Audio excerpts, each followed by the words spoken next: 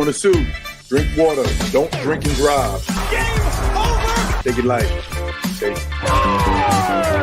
Now you're more fluent. Makina, he's got three! Up, Bears. So this is really good right here. Absolutely. Let's do it. Welcome back to Texas Rangers with the Boys. We are the Boys, your daily Texas Rangers podcast by a couple of pro wrestlers who love Rangers baseball. We want to thank you for making us the first listen of your day. This is your boy Kev, a.k.a. YBK, Kevin Frazier, sporting the All-Star hat for the Texas Rangers. Texas Rangers hosting the All-Star game this week. A lot of fun out at the ball yard on Saturday night. Me and the Manimal, Bullman, Baron, the little Manimal, my wife, we all went out to the game and got our eardrums blasted out from a bunch of unnecessary music. But we got to see the Futures game. We got to see Teodo. We got to see Santos. We got to see Walcott. It was a lot of fun.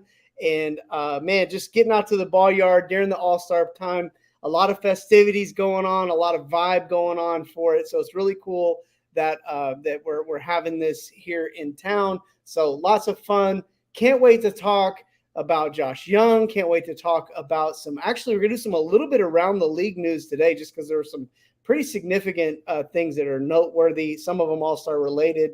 And then we've got those 3 box scores for the Rangers. If you know, then you know. The Texas Rangers took 2 out of 3 against Houston in Houston. So while we're in the ball yard, they're doing work. So, man, it's going to be a lot of fun talking ball today. Don't forget to check me out on social media, Kevin Lee Frazier. That's Frazier. Don't forget to check out Texas Rangers with the Boys on social media. That is TX Rangers WTB. Don't forget to check out the website, TexasRangersWithTheBoys.com. Oh, and word. And don't forget to check us out right here on YouTube on the Sports Fluent Network. All you got to do is just go to YouTube, go to the search bar, type Texas Rangers with the Boys, and then boom, we'll pop up. Go check out the Sports Fluent channel, subscribe, and you'll see our playlist. You get to see our made for radio faces. Joining me, as always, on the show, my co-host, the 300-pound Manimal, a.k.a. Bull.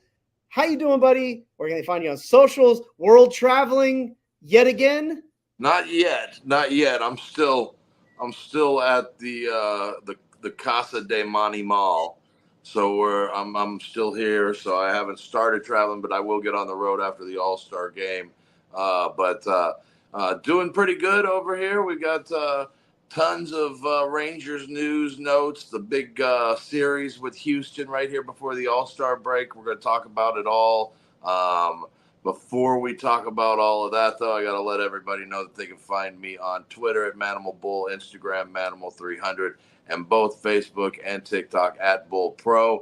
Also, note on the show this week, we're going to do tonight's show.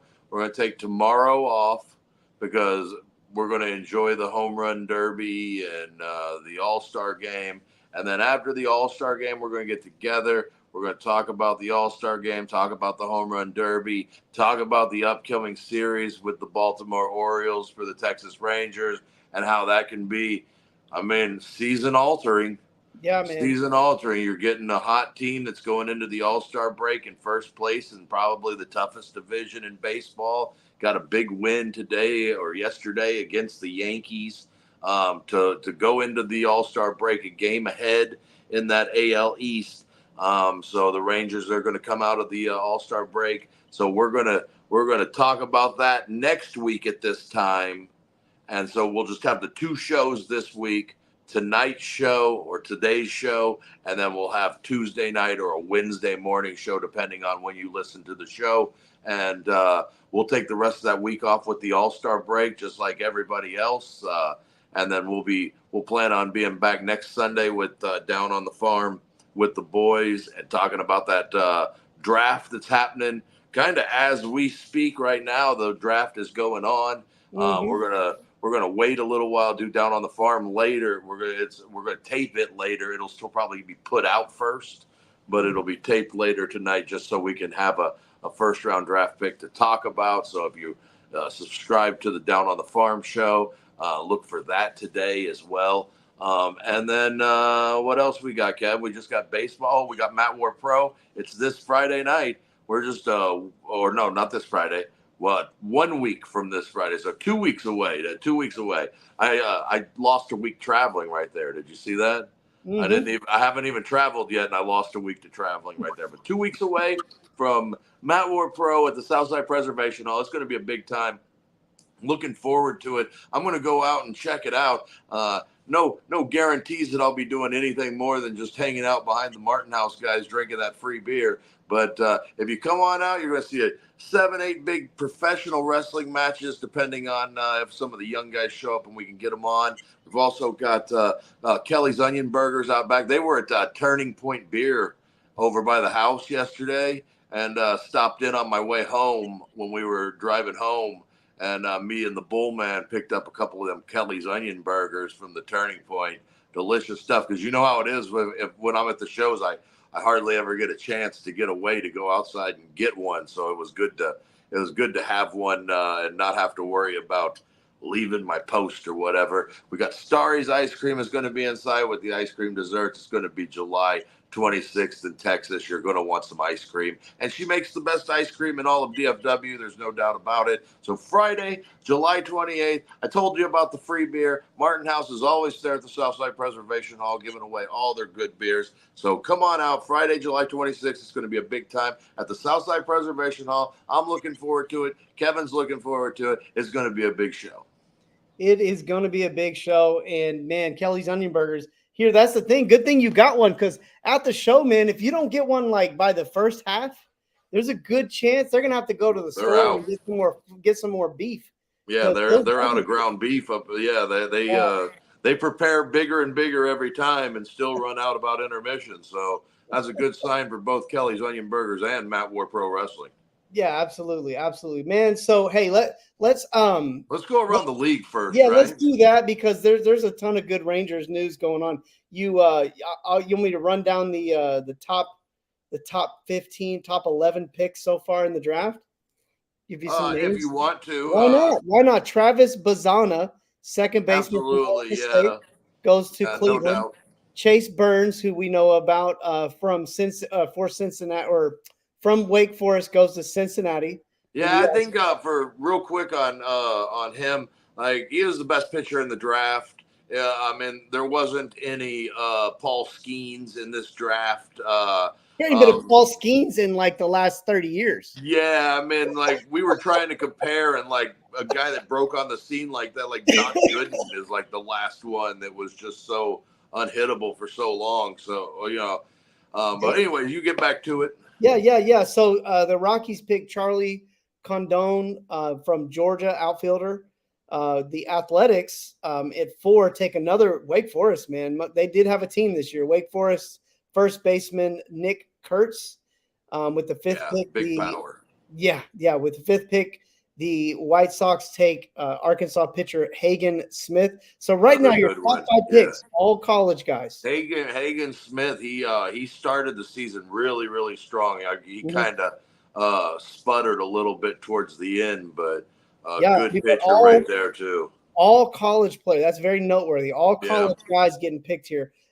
Kansas City with the 6th pick takes Jack Caglianone from TWP, Florida. That's either a prep school. It sounds like a prep school. Probably a prep school. From Florida, yeah. And I guarantee you, if he's from Florida, he's probably like 17 years old. He already looks like he's 21. Yeah, he looks like a grown-up. And then for St. Louis in the 7th pick, take J.J. Weatherholt from shortstop from West Virginia. A lot of these guys are I saw him. College guys, like we saw these guys this year. Well, I think it's a lot too. Where I mean, these kids at the college level now are a lot closer to big league ready than they've ever been, probably. In my time of watching baseball, for sure. Bazzana, he's probably a kid that at any point could be Wyatt Langford, be with the team next year and break camp with the squad. I don't know who had the first pick this year. I can't remember. Cleveland. Cleveland is a team that's going to be in a position next year where they're going to be coming off of a playoff run and they're not going to be your average number one pick. I mean, It's they're a going lot to like be. the Rangers. Like Yeah, they have a nice absolutely. pick with Langford, and this guy might actually be able to contribute this year. And The Los Angeles Angels. So now we're a couple of teams from 11? the division. Yeah, we're at number 8, picking at 8. They take Christian Moore, second base from Tennessee, and then at number 9, another shortstop from now what was now Jack Conglianone, whatever his name. He doesn't have a position. TWP. What position is that? TWP. Yeah, that's actually he went to Florida. I was like the name sounded for, but that's his position. I don't know. Is he what? I think he's a two-way player. Two-way player. There we go. Two-way player from Florida. So we haven't had a high school player picked yet until now at number 9, shortstop Connor Griffin goes to Pittsburgh from Jackson Prep. But now here we go. Number 10, Washington Nationals, Seaver King, shortstop from Wake Forest. So Wake Forest with 3 players picked in the top 10 this year. That's kind of unprecedented. Yeah, that top 10 is pretty impressive. There's a lot of really good college players. There's some kids that I got to see this year watching a lot of college baseball. That second baseman from West Virginia is a stud. He can play all over the field too. He's not just a true second baseman. He could play a little bit of outfield. So, you get to see some of these kids at Wake Forest. I saw a little bit of them. They played Illinois earlier in the year in a 2-3 or 3-game series over the weekend. So I got a chance to see Wake Forest, and Burns is really good. That kid for first base that plays first base for them, he has got pop. Like, he's not missing barrels. He's like with an aluminum bat. If he misses a barrel, there's a good chance it's still going 380 and then rolling out of the ballpark in every gap in college baseball. Well, that's the top 10 thus far for the MLB draft. And it was a good segue to talk about a top 10 player, really the top pick. I don't know if he was number 1 pick, but definitely the he was number 1 last year. Of the draft. We had Wyatt Langford. We got Wyatt Langford playing in the big leagues this year. Paul Skeens, man. Remember, for his first start, it seemed like I was overreacting. I felt like I might have been, but brother. No, they were at a generational point. Last year's draft already has 3 guys in the big leagues that are playing every day or in a rotation between Skeens, Langford, and Nolan Shanuel. Shanuel, people forget that he was drafted last year because he's been up since August of last year. He played last year. Yeah, he was up last year. He's taking his lumps at the big league level, and he's definitely, taking some lumps. Yeah, well, but he's also, he's still getting beat in on his hands with the cutter and all of that stuff. But, for a kid that's coming off of playing Big Ten baseball last year at Central Florida, and now he's playing Major League Baseball for the Anaheim Angels, good on him. And same with Langford and Skeens. Yeah. It's not every day that a year after the draft you're seeing big league talent already. Yeah, and Wyatt Langford, rookie of the month last month, and has been maybe, if besides Josh Smith, probably the hottest hitter on the Rangers for the last, 30, 40 days, 45 days. It's not every year that in the 2020 or the 2023 draft can produce 2 2024 rookies of the year. The year after. You're not always. That'll probably be the first time that's ever happened. And it seems like again we might be seeing a trend because of look at all these college guys getting picked right now in the first round. I think all 5 of those guys that you talked about that were the first 5 draft picks are all guys that may at this time next year be big league ball players. Right. So that's MLB's doing something a little different. And again, we watch trends happen. So, it could swing the other way. That's not me saying all 5 of those guys will be major leaguers next year at that time. I'm just saying that there's a chance that could be in the conversation. Yeah, there's a chance that all 5 of them could be at low A or high A or something like that. So, So we're saying all this, and we brought up Paul Skeens. For one, listen, this is like just like Wyatt Langford is must-see TV every time he comes to the plate.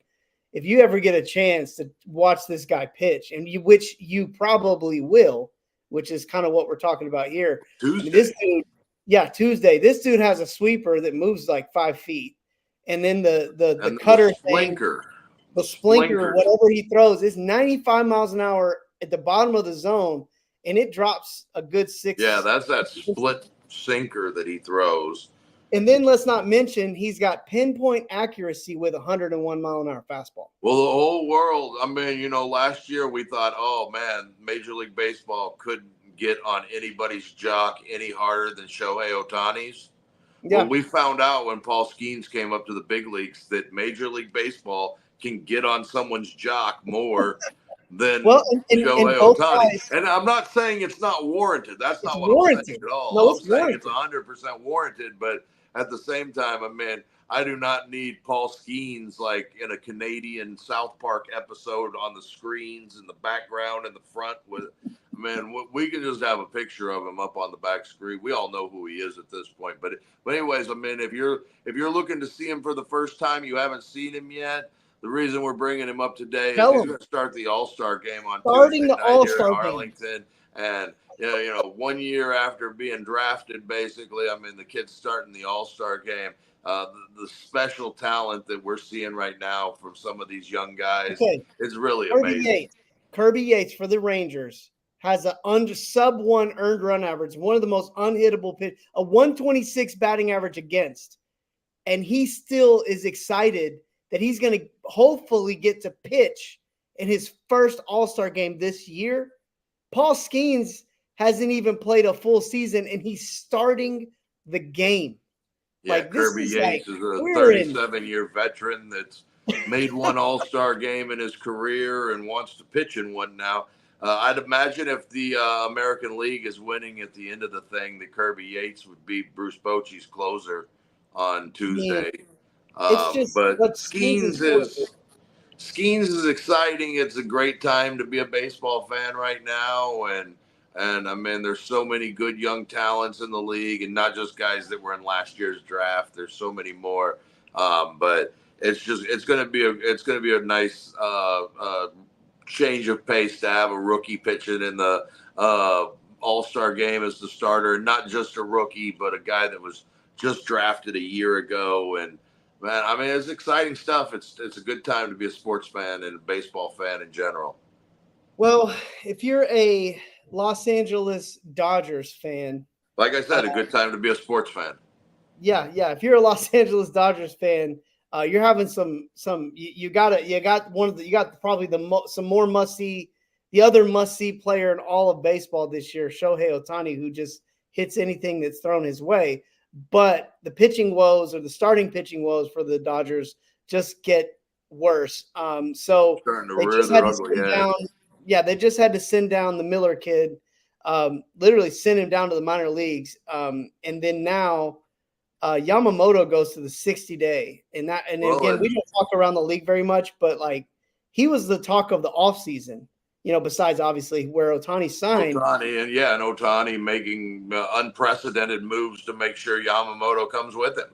Right. And, and here we are. It's July, and Ohtani hasn't pitched one game this year for the Dodgers because of the Tommy John surgery.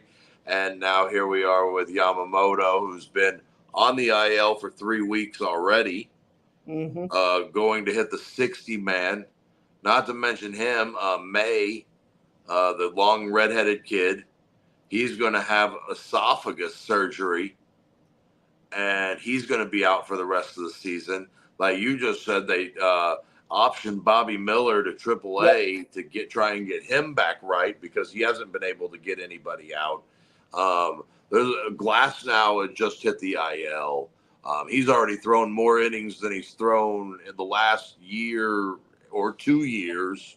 And so they're getting to a point now where it's starting to get a little scary for Dodger fans, but I mean, well, what's right around the corner.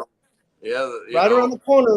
The Trade trade deadline. deadline is right there, and a couple of guys hit that 60-man or that 60-day. There's a for sure thought that the Dodgers will be buying. I know that Jack Flaherty may be at the top of their list. He's kind of at the top of everybody's list. He's kind of having a real resurgence year as a Detroit Tiger this year, and who knows, it may be pitching in that big ballpark, or it could be just the fact that Jack Flaherty was always a really talented guy, and he had some injuries, and He was cheap sometimes, this offseason, dude. He was yeah, like very 12 cheap, million or yeah, something. yeah, Wasn't yeah, it like 12 or 15? and he'll be back out there on the market again this offseason for somebody to get a chance at, and he's going to probably end his season not as a Detroit Tiger, but that's good for him to get an opportunity to go somewhere and help a team win. And, it could very well be the Los Angeles Dodgers. Yeah, Dodgers will probably be buyers at the trade deadline. I don't think there's a doubt in anybody's mind on that one. Well, let's talk about these Texas Rangers, man. Let's do it. Texas Rangers, 5 games back of Seattle. Max Scherzer said, I'm not going anywhere. So Rangers looking good in the division right now. So Baseball America doesn't seem to think that the Rangers are going to be sellers here coming up in the next couple of months. I was reading a top 50 free or tradable pieces, and they didn't have guys like Kirby Yates and David Robertson on there. So I think everybody kind of sees that if the Rangers play good baseball, they've been playing. Their last homestand 4-2. This road trip 4-2. 8-4 over their last 12. They pulled within 5 by the All-Star break. They're 4 behind Houston. They're just 4 in the loss column behind Seattle. So, not to say that they're in the greatest position that they could have been at this time, because they've left a lot of meat on the bones this season, Right. and in the sense that they could have won a handful more games and been right in first place. So, they're getting healthy. Everything's starting to come back around. We'll talk about the injury report here coming up, but it's kind of positive on what we're going to talk about today. Yeah. Rangers looking pretty good in the division. 8-4 over the last 12, 3 series wins in a row. It really right now the Rangers are playing their best baseball they've played all year. The other thing, and we'll talk about this with the Houston game, is also too, like, Rangers couldn't catch a break. Like, seems like all first half, like they could not catch a break. They couldn't get a win. Like, they couldn't get a lucky win to save everything was scratching and clawing for everything. And a couple of games this weekend we saw, and over really these last 3 series, you've seen them kind of like have some things fall their way. They've had a few blowout games where it wasn't a super high stress. Other teams kind of handed them opportunities and or blew their own opportunities. And man, that's been nice to see too, because again, you don't always, last year show you that you don't always just, everything's not always going to go your way. And it's just nice to see a few things kind of fall in their favor on top of the Rangers. Well, and I would agree with that. And sometimes it just takes seeing it happen a couple of times, right? You don't always have to have like where, you win a game or lose a game that's a close game, and you lose that ball game, and then that festers over. And every time you kind of have a game where it's a close ball game, you've got the mindset that we're not in this ball game, or we're not going to win this ball game, or whatever. And then you see it happen a couple of times, and you get into a position where you have won a couple of those ball games that you probably shouldn't have won. Because Saturday, for sure, they shouldn't have won Saturday. That was just some bulldogging from Nathan Eovaldi in that bullpen with Robertson and Yates to make sure that they didn't lose that game. They got the leadoff home run from Marcus Semien. The bats went completely dead. Big 2-out hit in the 10th inning there from Nate Lowe, and he definitely needed it. But anyways, I thought we were already into the box scores. It feels like no. No, we got to talk about some of these guys, some of these injury guys coming back. Yeah, no. Well, Josh Young hitting off a tee. He says he doesn't really know what his next step is, but there's no pain, no inflammation. in that wrist now. So good. That's a good sign. That's all you can ask for is, getting in that direction to be ready to play again. When we were just talking about Yamamoto on the 60-day IL, when Young got hit by that pitch, and we're talking about it the next couple of days, and even at its worst point, we're thinking, oh, June 1st, the 15th, somewhere around there. And hey, we're a full month past that. So just because he's on that 60-day, doesn't mean he's going to be back in 60 days. And now we're looking at probably between 90 and 100 days on Josh Young, and we're finally seeing the light at the end of the tunnel. And you can see that he's getting healthy and he's ready to go. Yeah, it's going to be an interesting. I think this is where the play it by ear kind of thing here. It's just kind of he's probably going to get.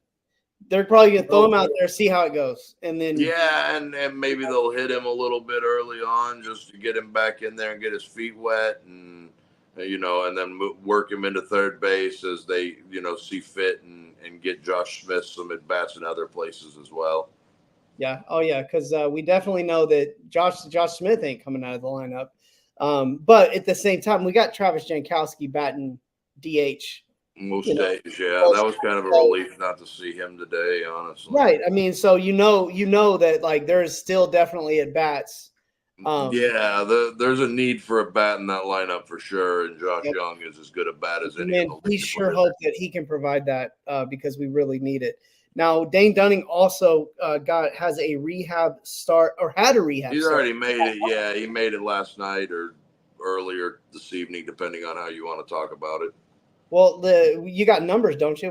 How did a couple of innings? He threw 18 pitches, up and down twice. I think he gave up a couple of hits or a hit, something like that. Nothing really doing. Just business as usual for Dane Dunning on the hill there for Frisco last night.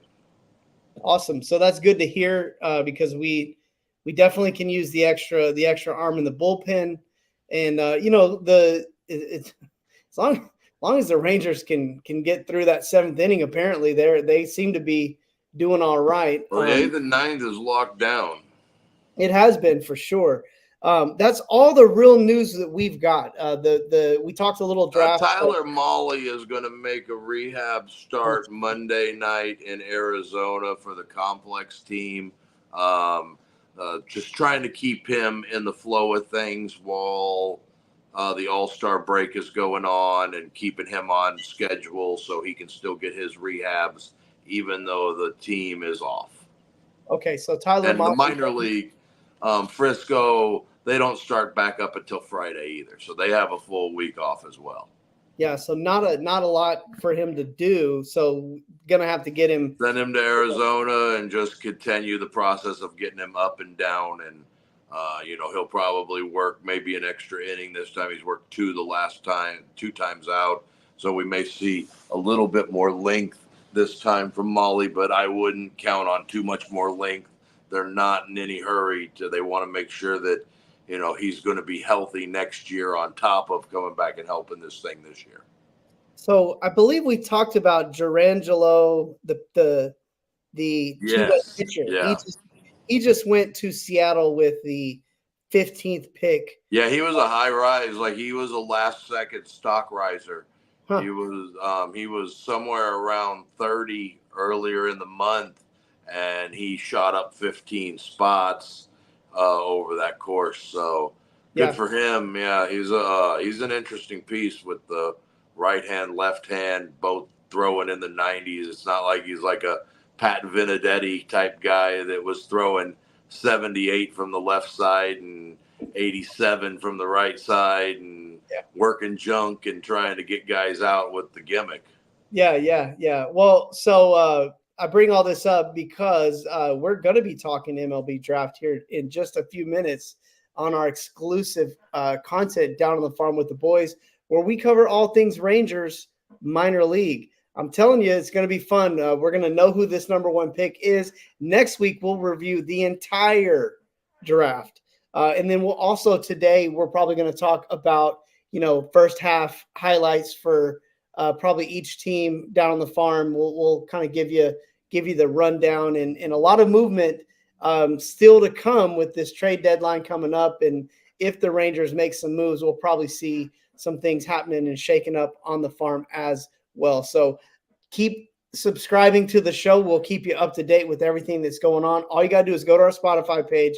It's just $1.99 a month, and you make us your one-stop shop for all things Rangers organization-wide. So go over to our website, TexasRangersWithTheBoys.com. No one word. Or you can go to our Spotify page and check it out. Again, this week we're going to have a ton of news for the minor leagues. We'll probably have that number one draft pick for you and to talk about who that is. And then next week we'll have a draft review. And I think today Manimal's going to give some probables for that second, third, fourth round pick.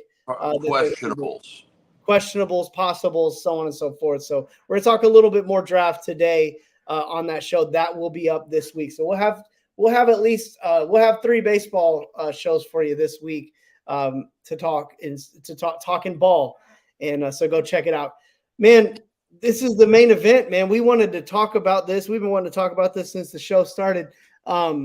Rangers take 2 out of 3 against the rival Houston Astros. Definitely a lot less bad blood this series than I've seen in a while. I think the team. I don't know. It started off with Houston throwing at Garcia in night 1. So well, that's that goes without saying.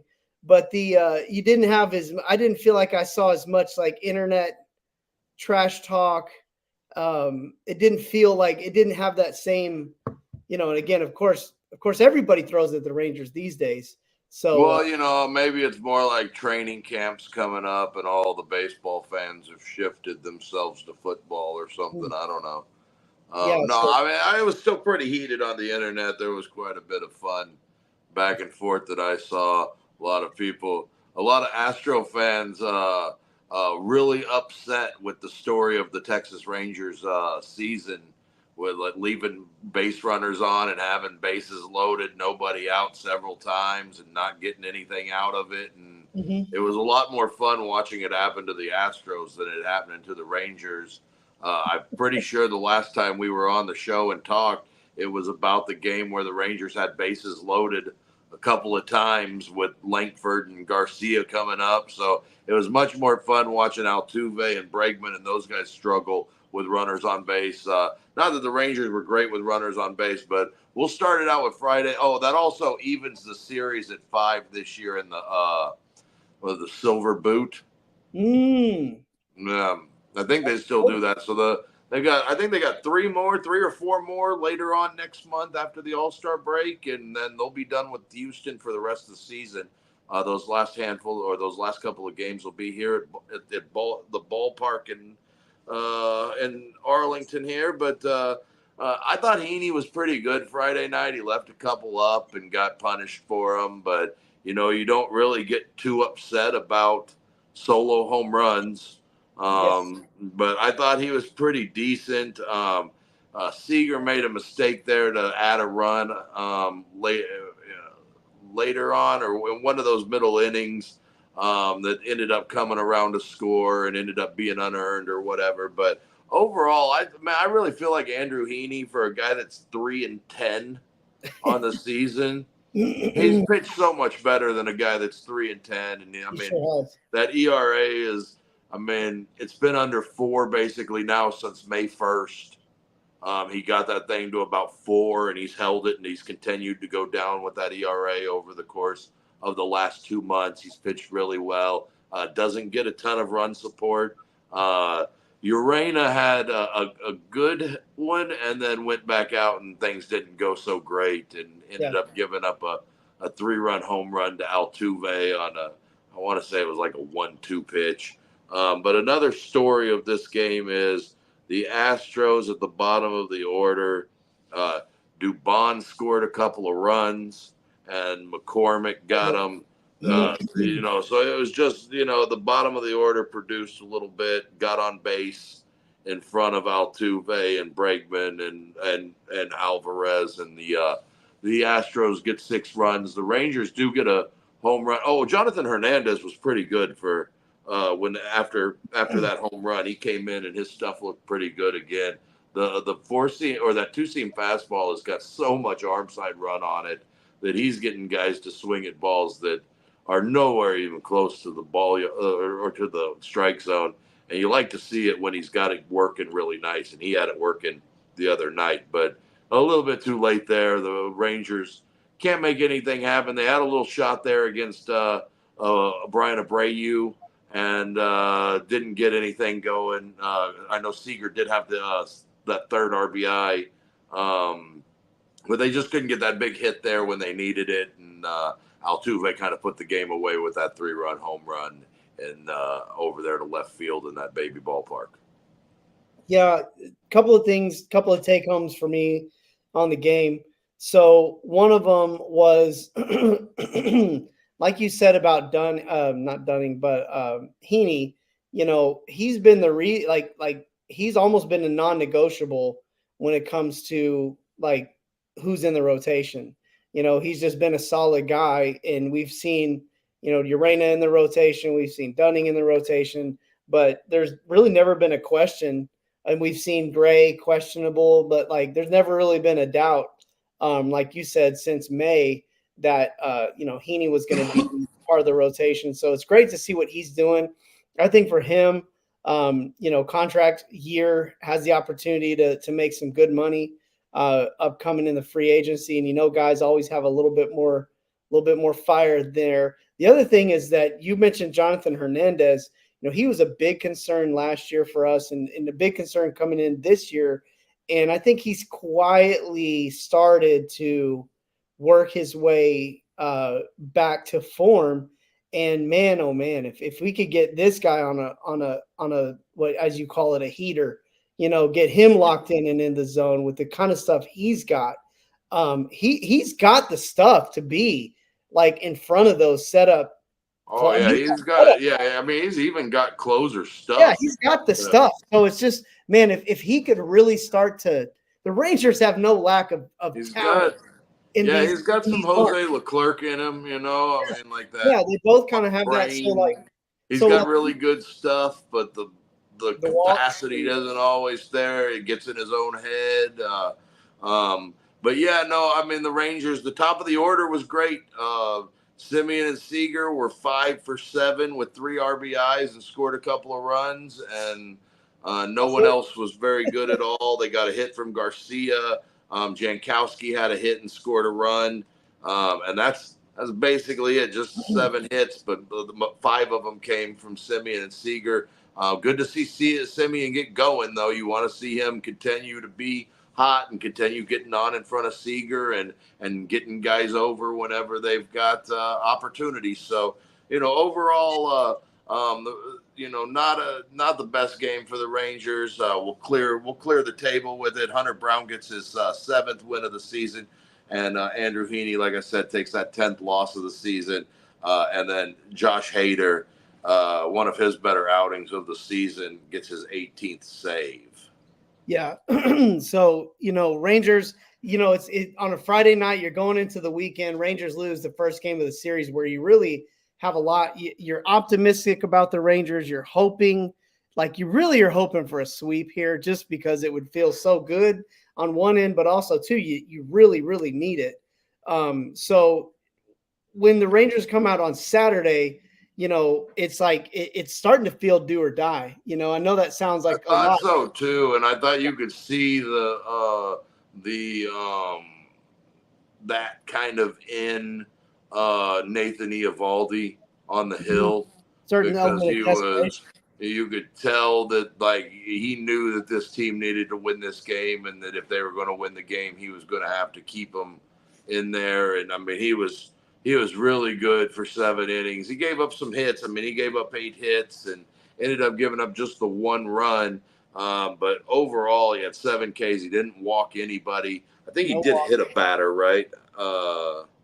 Yeah, he hit somebody. Yeah, he hit Pena in the ribs, and everybody's acted like that it was the end of the world. I mean, but overall, I mean, Eovaldi was really, really good. He had base runners all over the bases all day, worked in and out of trouble, But I mean, how many times have we seen that with Eovaldi? He's very bend but don't break. He's like a good NFL defense, you know. Yep. He'll get you some runners out there, but then he's going to make a pitch when he needs to make a pitch, like a good defense on 4th and 1 from the goal line, you know.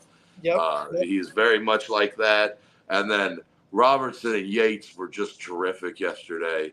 2 innings from Robertson. Yeah, those 2 innings were really good. 3 Ks out of him. He just gave up the 1 hit, but we're not too terribly worried about it. And with Yates coming in there with the runner on second already to get a punch, you know, a couple of punch outs right there, or get that punch out right there to end the game with the runners on first and second. You know, it was like a no doubt, like that punch out. He just went up there and threw 3 right by him. Yeah. Yeah, he's a tough guy to get the ball in the air with. So again, like you've got to be able to get you got to do some station to station with him. You got to move guys over with Yates, because getting the ball up in the air with him is really difficult. But the Rangers, like the thing, this was kind of one of those games that we were talking about where, you know, Rangers only had 4 hits all night, and a lot of that didn't happen till like the later part of the game. They did have 10 free passes. 10 walks, right? Yeah, they had 9 walks and 1 hit by pitch. Josh Smith got hit by a pitch.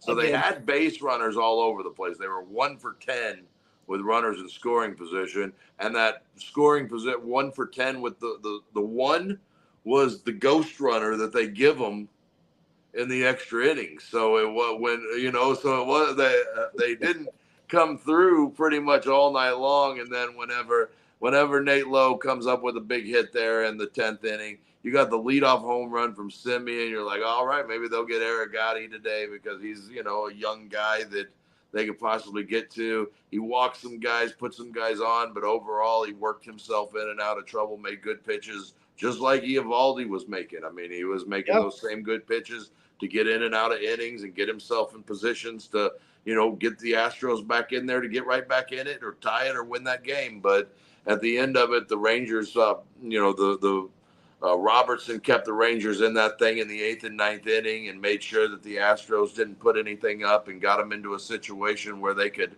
get that big hit when they needed it from Nate Lowe. And Kirby Yates was just tremendous. I mean, that was clutch as it could possibly be, man. Yeah, as it gets. Yeah, I don't even know. Yeah, there's not much else you could say. He was just really good. And, I mean, gosh, the Rangers had – Smith was on base 3 times. Seager was on base 3 times. They Garcia. They were being aggressive on the base paths, trying to get guys over. But, you know, it's kind of like this is one of those games where, like, you need to be able to bunt, you know. I think, like, if you had the ability to kind of bunt a guy over and get because like a chopper. When you got sometimes it just really kind of feels like they're not going to get that hit if they do get them over, you know, and then you don't want to give them 1 out to, you know, at least take your chances with 2 outs instead of giving them 1. And, you know, I get both sides. I understand sacrificing a runner over, giving yourself the 1 hit, a single scores 2 instead of need an extra base hit to get 2 across. I get all of those things, but, you know, at the end of the day, sometimes it just doesn't make sense to give up an out whenever you've got guys that aren't hitting in the first place. Yeah, and again, anything's easy to go back and micromanage it, but Rangers really and truly steal one. This is one of those ones that we talked about, like the Rangers, you know, they hadn't been getting these kind of games to go their way, and here we are in probably the biggest moment of the season so far, that they get one of those wins that they probably didn't deserve to win that game. They probably shouldn't have won that game. The Astros, you know, hit the ball better than them. You know, had guys all over the bases, just couldn't get that big hit when they needed it. And that's kind of been the Rangers season, or the Rangers MO all season. And it was a lot more fun watching it happen to somebody else. No, it really was, because, you know, carry on. Let's wrap this one up. Yeah, Robertson gets his 3rd win, drops that ERA to 2.88. Taylor Scott takes the loss. He's been really good for the Astros. 6-3 with a 1.36 ERA. That's not an earned run that he gave up the other night either. So, and then Kirby Yates drops his ERA to 0.81 with his 15th save of the season. And they're going to do it one more time on Sunday. And it was just as much fun on Sunday. It was a close, tight game, a bunch of fun. And I'll throw it back to you to get it started. Yeah, it was one of the, again, it was a really like nail biter.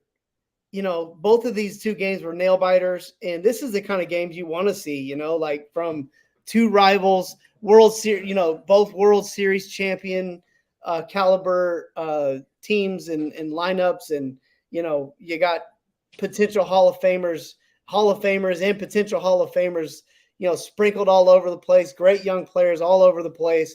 And, this was kind of like the rubber match. I mean, on Sunday, going into the All-Star break, I mean, this was as loaded with storyline as it can possibly get. And, the Rangers come out right off the bat and said, hey, Josh Smith said, hey, take one of these. Seager staying out of that double play keeps them at that to where they get the 2-run home run instead of just a solo job. Scherzer, for the first 4 innings was really good. Gave up the solo home run on a ball that hit the foul pole. But then he got in a little bit of trouble in the 5th, lost command a little bit, walked a guy, put a couple of guys on base there, and Bochy decided to go to Spores right there and see if that worked out. I mean, Scherzer probably still wanted the ball. But he didn't look like he really tried to talk himself out of it or anything like that when Bochy came to the mound. But I think it's pretty well known in that clubhouse that when Bochy comes to the hill, that it's over. You're not going to be able to talk your way out of it. If he's going to make that walk, he ain't making it back without the ball. So, but at the same time, Spores came in and, big strikeout of Dubon, got things started. Gets Altuve to pop up on the infield and nothing doing with 2 outs. Gets a little ground ball from Bregman to get through that thing. And Spores, he works a 2nd inning that was really good too. And you're starting to see Spores kind of get back into form and be healthy. And you're starting to see those breaking pitches really take off. And that curveball slider combo is about as deadly as it gets in the major leagues, especially because I saw that fastball was sitting more like 97 today instead of the 94, 95 that it was his first couple outings back. Yeah, I saw that too. So that makes a big difference for Josh Spores. I mean, he's a guy that's always been humming it up there at 98, 99. And when he's throwing it at 94, 95, it's scary because not only is that not the velocity that you're used to seeing him throw at, but it gives you the idea that he may still be hurt. So Good to see that velocity back up. I thought the first inning that Leclerc threw was really good. A little mistake there in that 2nd inning, and you know how one mistake kind of turns into a downhill slide for Leclerc. But Latz came in. That strikeout of Alvarez was huge. Got Yainer Diaz behind that to get out of that inning, and the Alvarez thing was massive, like huge. Probably the biggest strikeout of Latz's career thus far. But or at least since the last one he had of Alvarez with runners on base and right. But also let's not forget that Diaz, like, he carves up left-handed pitching. So like it wasn't like it was just like he could just, like, he was in danger zone, like still way in the danger zone. Yeah, they weren't out of the woods yet for sure. Because Diaz is a heck of a hitter, especially against righties, man. So lefties. I'm sorry, against lefties. Yeah, lefties. He kills lefties. And Alvarez's splits ain't that different on lefties either. He doesn't. But it was chances, right? big performance for Latz, especially with him struggling his last handful of outings. So it's good to see him get a 2/3 of an inning, nothing doing, bail Leclerc out, and we get 2 innings right there from those guys, and we don't have any runs on the board, and it's still a 4-1 ball game. And I knew whenever Smith hit that home run to push it out to 4-1, we were probably seeing another inning of Leclerc. Mm-hmm. So, he was going to get as much as he could out of him. And, an inning and a third of nothing is better than 2/3 of an inning and 4 runs on the board and all that stuff. So they get through that part, and Kirby Yates, once again, I mean, he puts the first couple of guys on. He does give up a earned run there at the end, but the Rangers weren't worried about either one of those guys. They could have both scored, and they'd have taken the win over Kirby Yates having to sit there with an ERA over 1 at the All-Star break. Over 1, I mean, we might as well get rid of the guy, right? I mean, God, what's he worth now? But again, another night where the Rangers, the bats weren't really going, but one guy had them going pretty good, and he carried the thing out. And Josh Smith, a couple of 2-run home runs. He hit that first one up in the second deck, and the second one was a no-doubter for sure. Yeah, that first homer was 108 off the bat. So, I mean, I'm sitting here watching these replays, and both of them were just absolutely like no-doubters. And, I think it's worth – so, yeah, 199 off the bat for the second one, but 108 off the bat. That's like Wyatt Langford, Corey Seager level. Well, that's big-time bat speed and big-time barrel. Yeah, and just is worth taking a second to talk about Josh Smith because, last year, and I think I said this off the air, but it's worth noting because last year I remember him hitting at least a half a dozen, like missiles foul, where I was like, dang, man, that was a get that on, yeah. Yeah, like if he could straighten that thing, and I was a rope. And, it just, you could see that like the timing wasn't quite there, wasn't quite where he needed to be. But now it seems like he's starting to like, again, a very cerebral hitter. And I've watched him also though, like have some dips, where he'll have like 3 or 4 games in a row where you're like, is he about to drop back into 190 kind of thing? You can see it like bad at bats, dude, like bad. And oh yeah, especially when he's kind of swinging out of his shoes. And, right, but then all of a sudden this year he's gotten himself back into the groove. And again, I think a lot of it is just that professional approach that he has as a hitter. And man, there's just really not much you can say about Josh Smith this first half. I mean, and real quick, first of all, he's the biggest snub on the All-Star. There's nobody bigger. There isn't another. I mean, because the rest of the guys that kind of got snubbed got in afterwards with the injuries and all of that stuff. But no big deal on that. It is what it is. Josh Smith could probably use a couple of days off because he's probably played as much ball this season as he's played in most of his, in a season in his career. So, I mean, it's not going to hurt him to get the rest or whatever. But I think today was just a friendly reminder of Josh Smith is an all-star caliber baseball player, and whether you know how I feel about the Rangers. I don't care who's doing it as long as it's being done. And Josh Smith, I mean, look, I was on the Zeke Duran bandwagon last year when he was hitting 330, and Josh Smith was struggling. And this year I'm on the Josh Smith bandwagon while Zeke Duran's hitting 215 in AAA.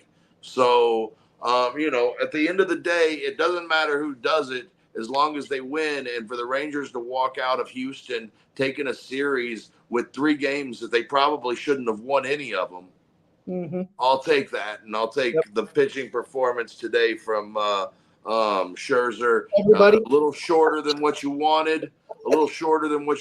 But that bullpen has been a bunch of bulldogs back there just making sure that nothing happens. Yeah. And, again, the bullpen deserves a lot of credit over the last couple of weeks for the work that they've done, especially, obviously, we can't say enough about Robertson and Yates, but, Latz had a chance to kind of fold, and he didn't. Hernandez had a chance to fold. He didn't. Leclerc has had a chance to fold. He hasn't. Spores has fought injury after injury after injury, and he's out there fighting. Yeah, and now he's kind of back, and you're feeling good about Spores, and hopefully at some point we can get to a spot where he's that 7th inning guy, and you can get him into that spot, and 7th, 8th, and 9th are really locked down. But if we're going to wrap today, Spores gets the win today. That's his 2nd win of the season. Ronel Blanco, tough luck loss today because he pitched really well. He falls to 9-4, and Yates picks up that 16th save of the season, and that ERA skyrockets to 1.05 after giving up 1 earney on a walk that he threw a strike right down the middle and didn't get the call on first pitch. Yeah. But anyways, I'm not bitter about it. Not at all. Not at all. Not at all. Yeah. Yates might be one of the hardest pitchers I've seen in a long time to get the ball up in the air on. And again, just a guy that just deserves every bit of that all-star nod. I agree with you, Josh Smith, gets the all-star snub. But for Josh Smith, really, what really matters for him is doing it the second half, and then doing it the first half next year. And if that happens, you're talking about an everyday starter. Wherever the game is next year, he'll be a part. He's an everyday starter in Major League Baseball. So, not in either whether with the Rangers or somewhere, but just really, really cool to see what this team has done in this first half. And you've just seen, this team has fight, man. They have heart, and I'm very interested. These first couple of series, and again, we'll talk about it on Tuesday. These first couple series coming out, or you guys will hear it on Tuesday night, are going to be so big for this team, and it's going to be really important to see that. And I really love that but some people don't have the Rangers selling this first part, don't have them selling coming into the have them as buyers possibly at the trade deadline, and the statements from Max Scherzer. A lot to be optimistic about with this team. Now they just gotta, as the hashtag says, they just gotta go and take it. Yeah, I agree. And All-Star game will be here Tuesday. Monday night's the Home Run Derby. We'll be rooting on Adolis Garcia in that thing to bring one home for the Rangers. And we'll talk all about it on Tuesday night. I'd imagine that Kirby Yates will be the closer for Bruce Bochy and the crew if it gets to that point. Cool. Well, hey, thanks everybody for tuning in. Don't forget to check us out on social media, TX Rangers WTV. Don't forget to check out that website, TexasRangersWithTheBoys.com. All one word. And hey, Kev, don't forget, just tonight and Tuesday night, and then we'll be back next Monday to talk about Baltimore. So if you're looking for the schedule, Monday morning release for this show will be airing Monday morning. Down on the Farm with the Boys should air Monday as well. And then we'll be back on Wednesday morning or late Tuesday night, Wednesday morning. That'll be the wrap for the week. We'll cover everything that's upcoming. And then we'll be back next Monday to wrap that Baltimore series. And we'll be back with Down on the Farm to wrap the draft. And we'll right probably back. Talk draft a little bit on Tuesday. Whenever we'll talk first couple of rounds for sure. Yeah, we'll definitely talk a little bit of draft as well and what it looked like for the Rangers. But so we'll be back full steam ahead for the second half, and we'll be here just like the Rangers are here. Don't forget to check out that exclusive content Down on the Farm with the Boys, where we cover all things Rangers minor league. Thank you for watching us here on YouTube on the Sports Fluent Network. Again, if you want to find us here on YouTube, just go to the search bar, Texas Rangers with the Boys. We'll pop right up, and we will be there. So enjoy that All-Star game. Root for your Texas Rangers. We will see you guys on Wednesday for the 300-pound manimal. This is your boy, Kev. We are Texas Rangers with the Boys, signing out.